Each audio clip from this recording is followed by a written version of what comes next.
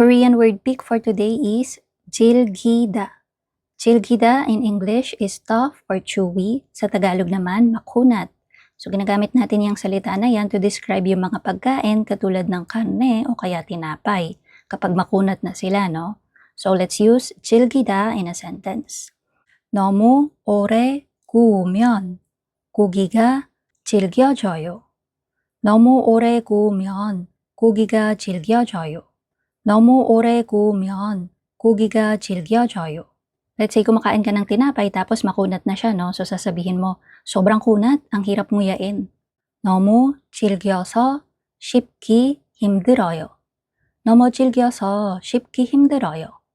너무 질겨서 씹기 힘들어요. Another one, let's say ang ulam nyo today is karne ng baka. Kaya lang, hindi naluto ng maayos. Kaya nung ninunguya mo na, nanlalaban yung karne, no? So sasabihin mo, uy, ang kunat ng karne ha.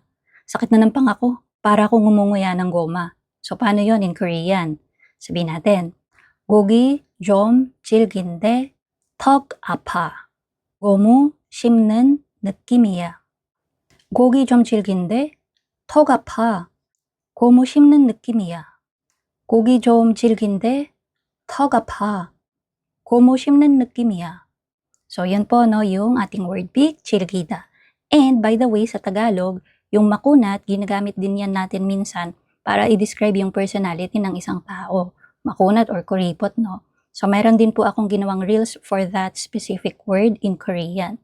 So, ilalagay ko din sa comment section yung link para dun sa reels na yon, para dun sa mga hindi pa nakapanood, para ma-check nyo din.